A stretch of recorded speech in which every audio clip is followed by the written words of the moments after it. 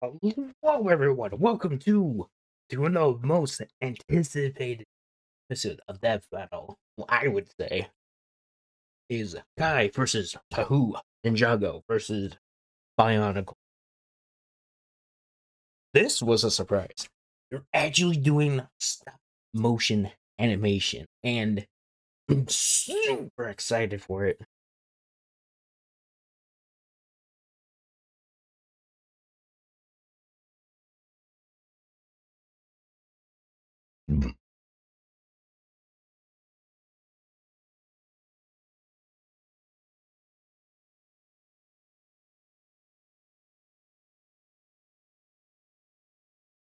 Oh, although I'm just saying, I'm more familiar with Ninjago than Bionicle, so be interesting. So, I'll see you guys with the reaction.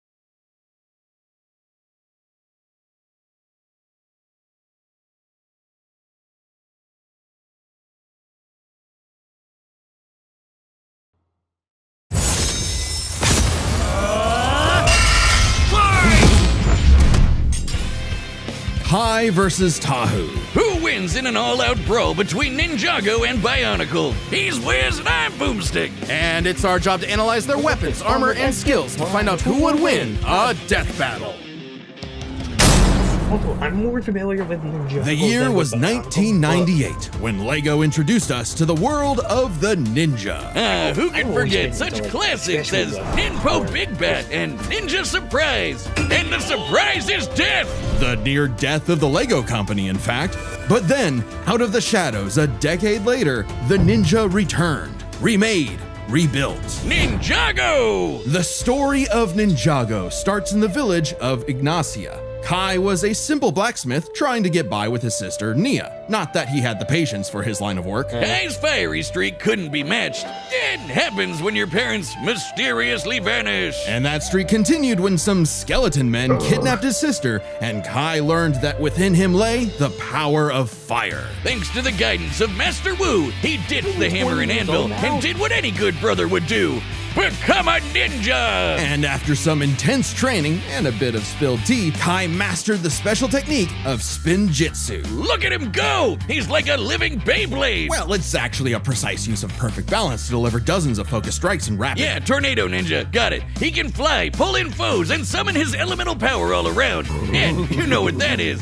Fire! Yes, Kai can throw fireballs, resist extreme heat, form protective barriers of flame, and even conjure a fiery rising dragon.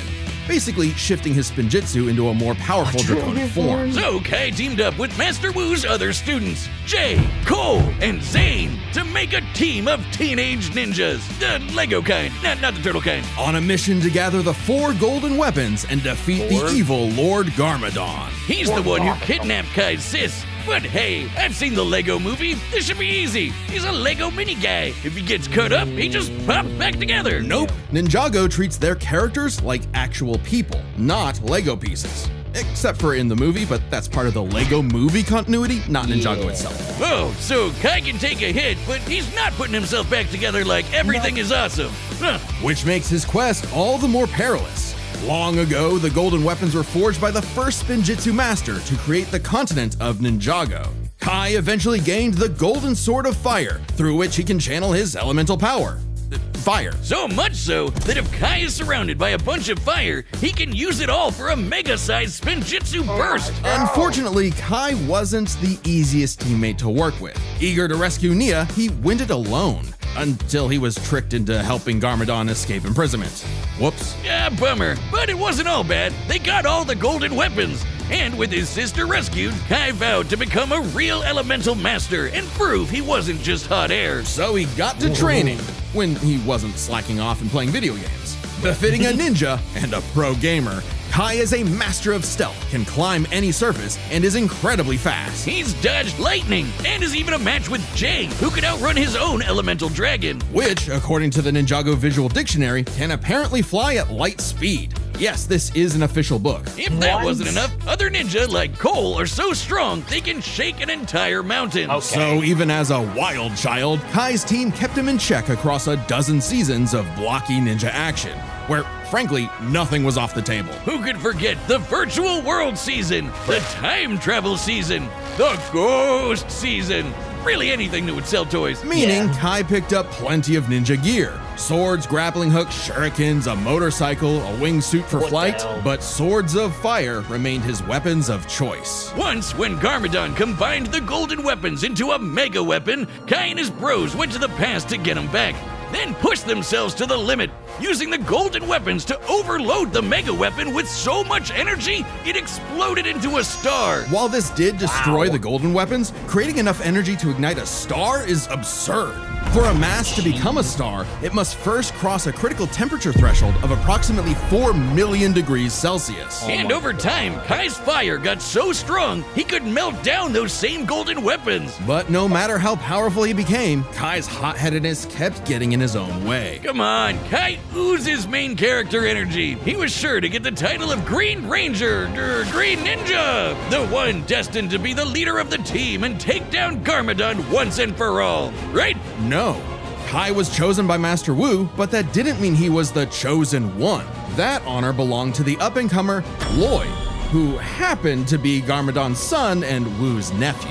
Typical Nepo, baby! Jeez. But even if Kai wasn't the chosen one, he still had a big role to play in protecting Lloyd. In a surprising act of humility, Kai chose to guide Lloyd until he could defeat Garmadon. And the threats just got wilder from there. But he always rose to the challenge. Kai's defeated Karloff, the Master of Metal, and trained Wildfire, the Master of Heat. With his teammates, he took down the Great Devourer, a snake goddess that could consume the continent, and Nanakan, a djinn that could lift half of Ninjago's landmass into the sky. And when these crystal weirdos had him on the ropes, Kai did a jump up, kick back, whip around, and spin to achieve his ultimate power, the Dragon Form. With this, Kai gets a huge boost in power, can fight on par with demonic Onis, and can even harm the Overlord, the source of all evil in the world, who was as strong as the first Spinjitzu master.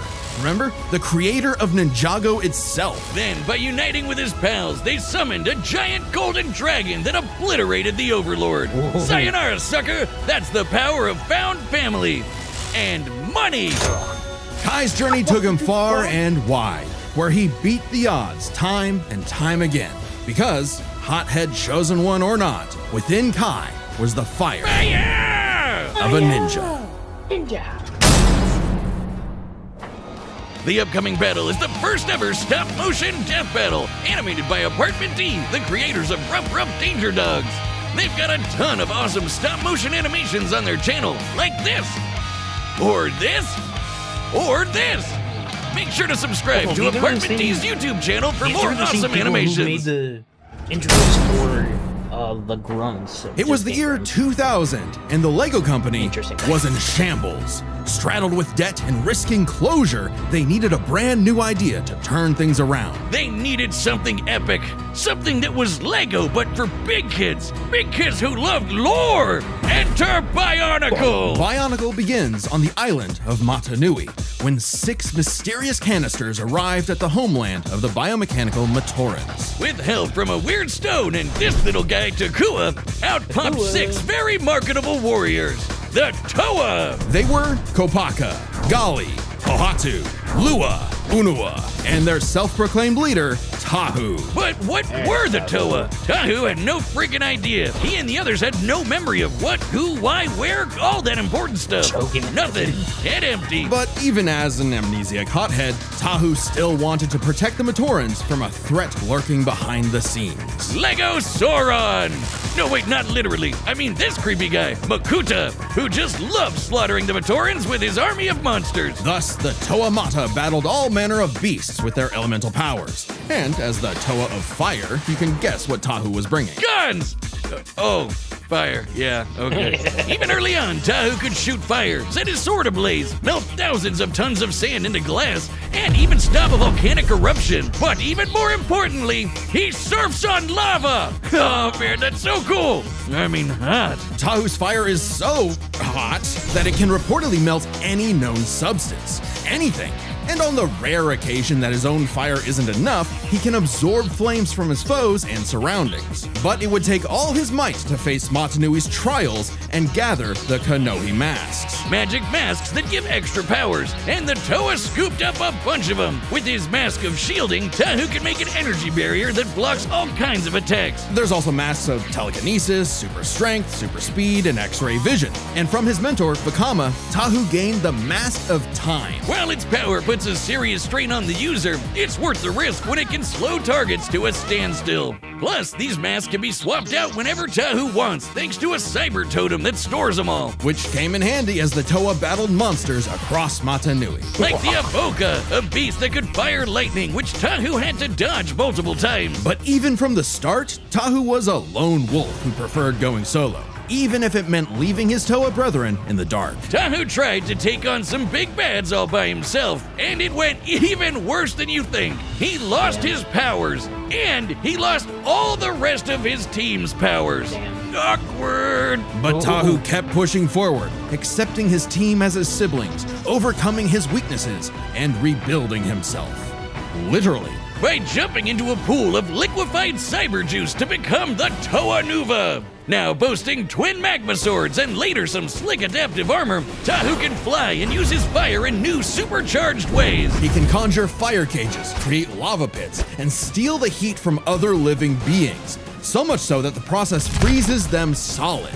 As the Toa Nuva, Tahu and his team are among the strongest generations of Toa, just as mighty as a much later iteration, the Toa Inika, who defeated Umbra, a living beam of light. It was tough, but with some clever thinking and a mirror trap, they used Umbra's own super speed against him. But perhaps Tahu's most impressive ability is the Forbidden Technique, the move no Toa wants to use, because the absolute annihilation that it causes is unforgivable. The Nova Blast! Using all of his elemental energy at once, Tahu can unleash a blast so powerful that it can potentially destroy all of Matanui. Not Matanui the island, oh no, Matanui is also the planet. And not just any planet, but a living celestial being that became a planet. Oh boy, here we go. If you think stuff like Warhammer and Elder Scrolls have too much lore, you're not ready for Bionicle lore.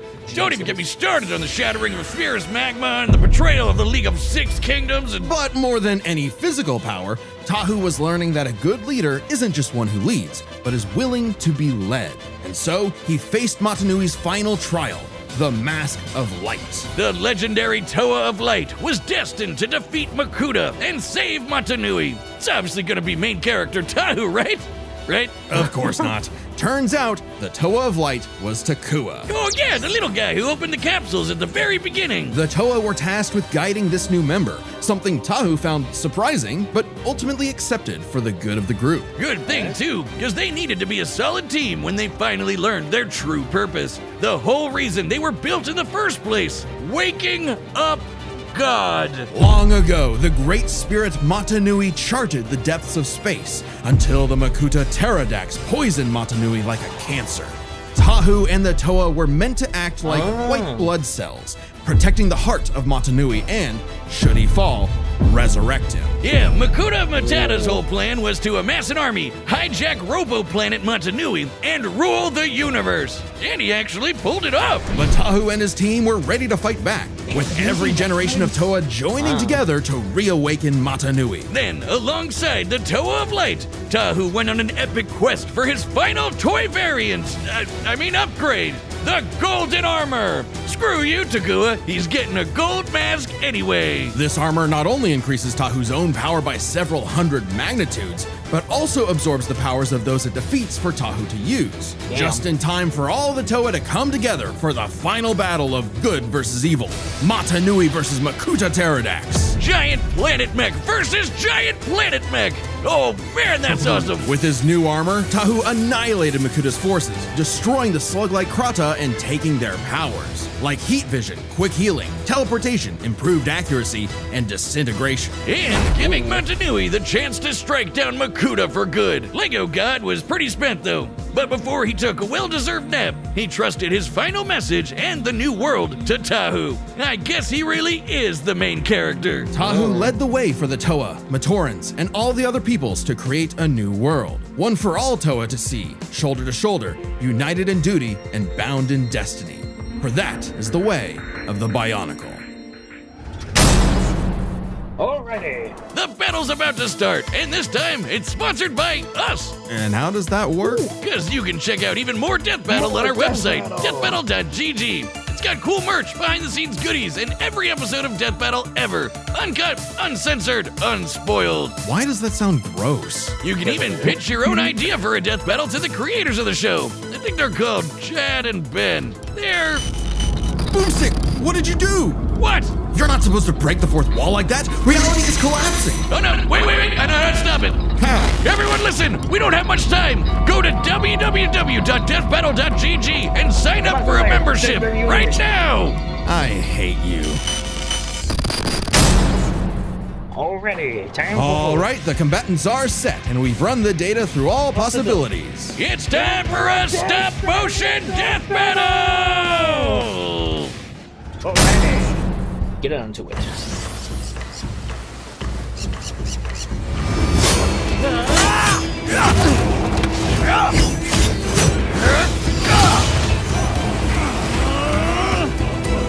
Man, the merge brought some weird ones. Let's see what you can do.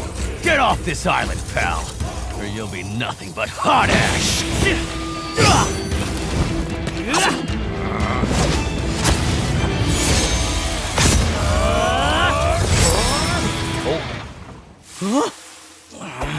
Spinjitzu! I will not break!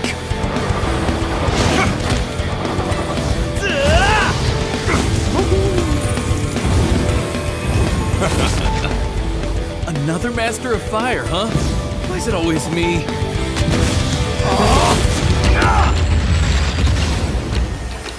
Whoa.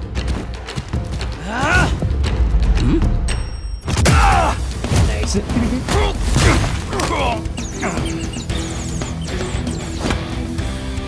Time to heat things up.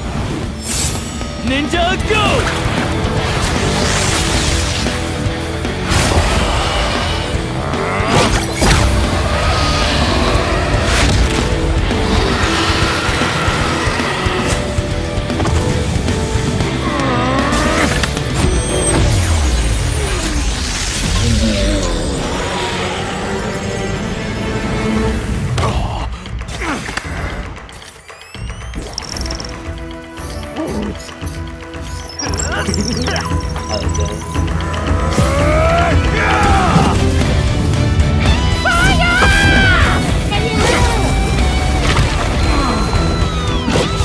Dodge this!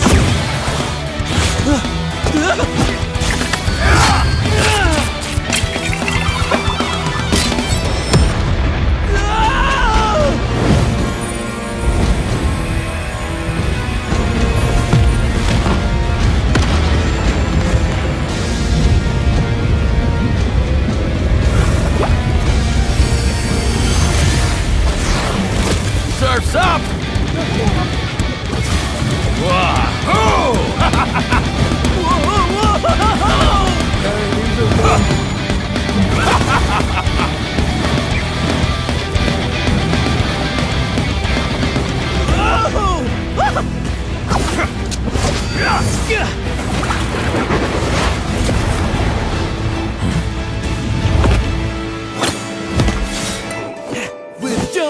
Kick, back, whip around, and spin! That's the way of the ninja!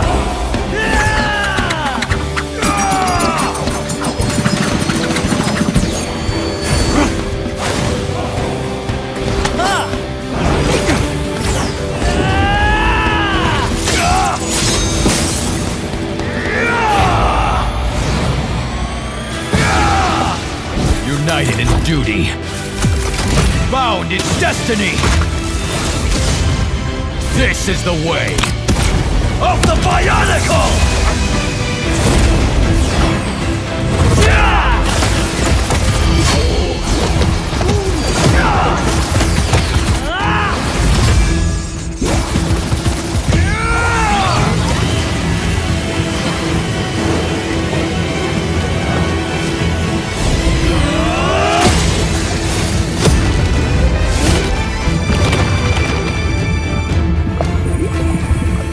Now or never. Matanui, forgive me!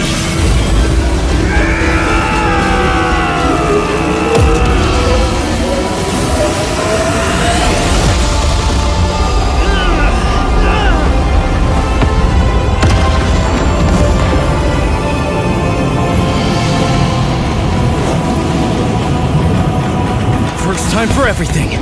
Full power! Ninjago!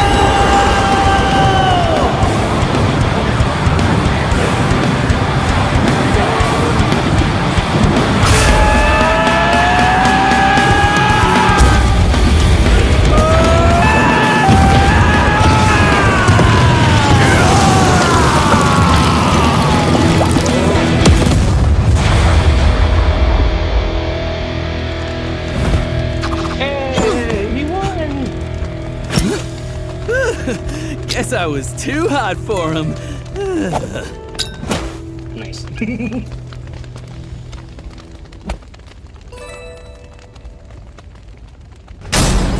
KO! No, wait, that figure was banned! This match was not an easy call. Let's build this set by examining their speed, arsenal, and power. First up, speed. With all that fire spinning around, staying one step ahead was super important. Tahu could dodge Avoca's lightning, but Kai and the rest of the OG ninjas are as quick as dragons that move at light speed. Meanwhile, the Toa Anika could not keep up with Umbra, a light speed entity. And the Anika are similar in stats to the Toa Nuva. Tahu definitely got a leg up with that golden armor, but Kai's got way more speed amps, like Rising Dragon, Air Jitsu, and the Dragon Form. Speed goes to Kai. However, while Kai was running circles around Tahu, the Toa's arsenal had plenty of counters. Kai's packing flaming swords, wingsuits, supercars, motorcycles, and even a mech or two. All cool stuff, but Tahu can stop time. Exactly. With all the Konohi masks plus the Krata powers, the Toa of Fire had plenty of abilities Kai did not have a direct answer for.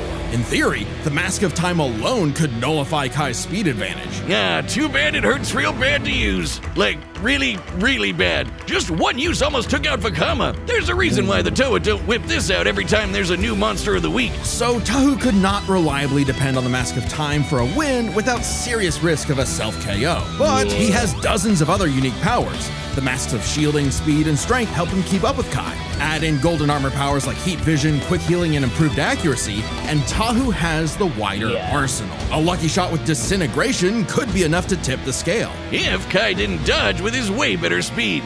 So this all comes down to power. Firepower! Tahu's best move is the Nova Blast, which can wipe out a planet. But Kai's power created a freaking star. Yeah, you that's what I know, was just gonna classic say, like, ninja that's move. way more The powerful. Ninja Star. Well, a star was made, that's been confirmed multiple times, but it was a team effort utilizing all the golden weapons. Kai's clearly not blasting people with the power of a star on a regular basis, but neither is Tahu with the Nova Blast, a move we technically have never actually seen reach planetary levels of destruction, only heard about.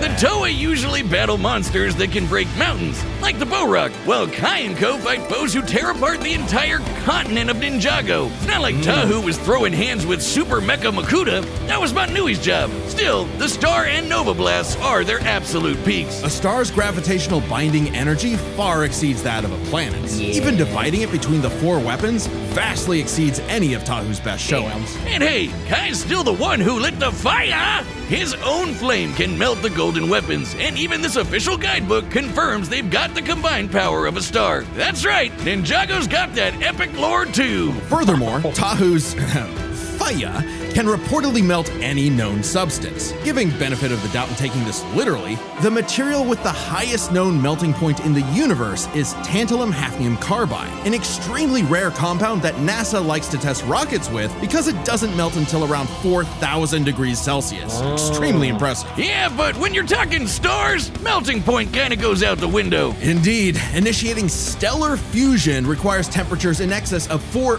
million degrees. Far higher than anything Tahu has generated or survived. Yeah. Certainly capable of overwhelming him, even with all his defenses. So, the Red Ninja is bringing in a whole lot more firepower. While it's possible Tahu's wider arsenal Congrats to could Kai land a for winning. victory, The Red Kai's Ninja. significant advantages in speed and power means he wins this more often than not. Kai took fire to a whole new level, and Tahu just had to let go. The winner is the Red Ninja, Kai. Congrats to Next Kai. time on Death Battle.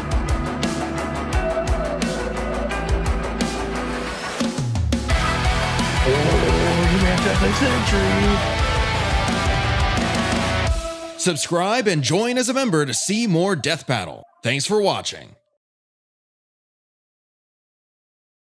Well, that was a exceptional episode, so I hope you guys enjoyed it, and I will see you guys in the next episode of Death Battle. Bye-bye!